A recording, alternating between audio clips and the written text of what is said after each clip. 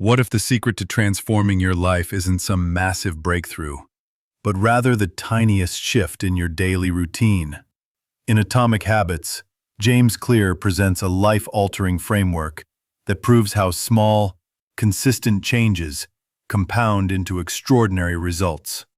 These changes are atomic, tiny, but immensely powerful over time.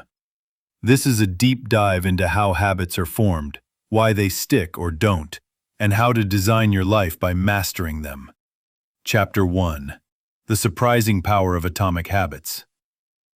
Success is the product of daily habits, not once-in-a-lifetime transformations. Clear explains that improving just 1% every day may feel insignificant at first, but over a year, that compounds into being nearly 37 times better. Most people overestimate what they can achieve in a short time and underestimate what they can do long-term. This is the essence of the compound effect. Just like money grows with compound interest, habits grow in power the more you repeat them. Chapter 2.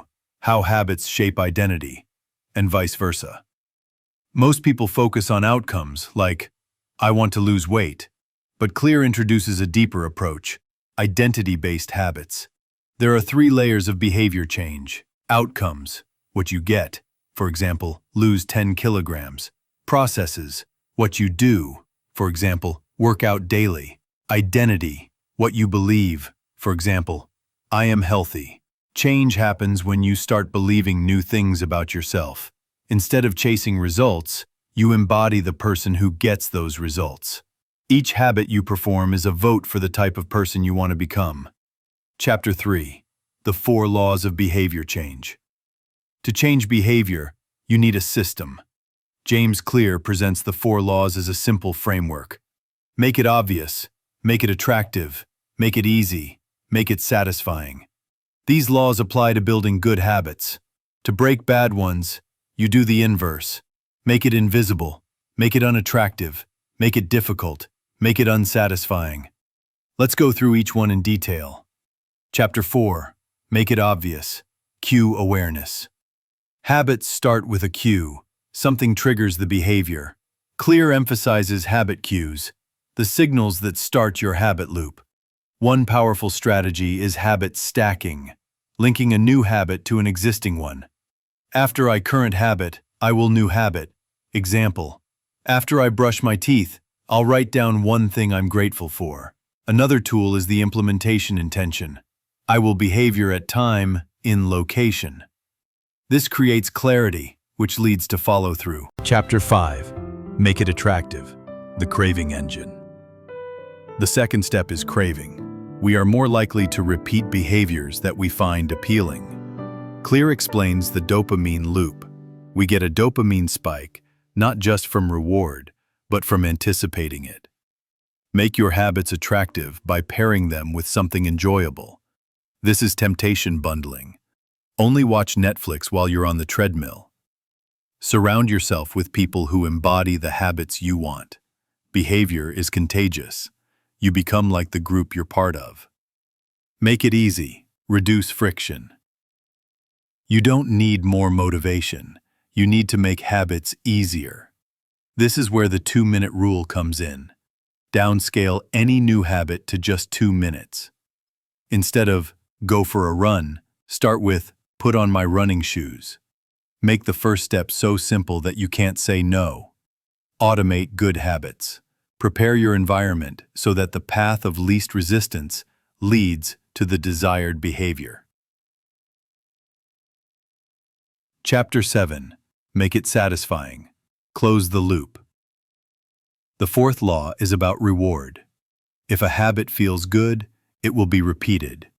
Use habit tracking, crossing off days on a calendar or using an app, to create visual proof of progress. Also, use immediate reinforcement. Reward yourself in a meaningful but healthy way after completing the habit. The key is instant gratification, which tells your brain this behavior was worth it. But remember, never miss twice. If you skip one day, that's fine.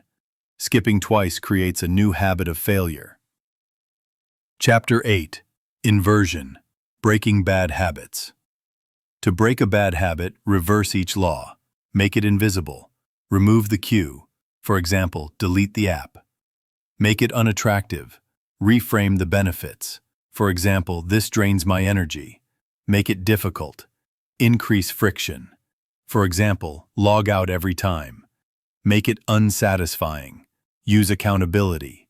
For example, tell a friend or make a bet.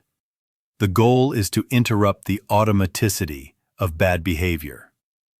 Chapter 10. Motivation is overrated. Systems win. Don't rely on willpower. Build systems that make good behavior automatic. Clear defines a system as a set of processes that work repeatedly without needing conscious effort. Winners and losers have the same goals. The difference is in their systems. Chapter 11. The Plateau of Latent Potential. The biggest reason people give up on habits is lack of visible progress. This is the valley of disappointment, where effort has been made, but results haven't yet appeared.